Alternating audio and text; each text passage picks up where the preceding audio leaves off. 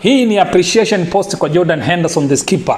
Jana katika mechi ya Brentford na Leeds, Jordan Henderson alipiga goli dakika 70. Hii inakuwa ni mara yake ya kwanza tangu alipofunga goli mwaka 2021 Disemba. So baada ya miaka minne Jordan Henderson ndo anakuja anapiga goli jingine la EPL. Na kilichonifurahisha zaidi ni kushangilia kwa kuonyesha legacy kwa Diogo Jota. Alishangilia ile style ya Diogo Jota kama anacheza e-football, ile ya kucheza kama unacheza PlayStation. Ndicho alichokifanya Jordan Henderson. It was emotional.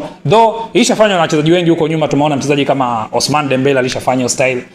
Mohamed Salah alishashangilia kwa style ya Diogo Jota. Hivi karibuni tumemwona James Milner pia alishashangilia kwa style hiyo. So it was very very very emotional. Hasa kwa mashabiki wa Liverpool, na Jordan Henderson mwenyewe ukilinganisha ni kwamba alikuwa captain kwa Diogo Jota, alikuwa teammate, they shared the ground, wakashare changing room.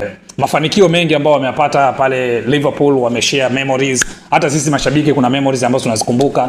It was very emotional jana. So hii ni appreciation post kwa Jordan Henderson. Lakini pia baada ya mechi kumalizika, Jordan Henderson akaongewa na waandishi wa habari akasema kwamba sifungi mara kwa mara, lakini leo nimepata nafasi ya kufunga, na ukizingatia hivi karibuni ilikuwa ni birthday ya Diogo Jota.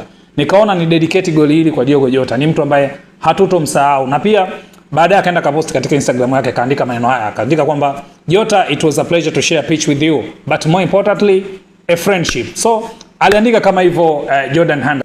Wanangu wamekeka kama kawaida, link ipo katika TikTok story, link nyingine naweka Instagram story. Ukifika pale utakuta neno nimeandika mikeka, chini yake nimeandika gusa hapa. Ukigusa pale kwenye neno lililoandikwa gusa hapa, itakuja link. Ukigusa link sometimes inakuletea proceed. Unagusa hiyo proceed, itakupeleka moja kwa moja katika channel ya mikeka. Kule mikeka ni bure na ni kila siku.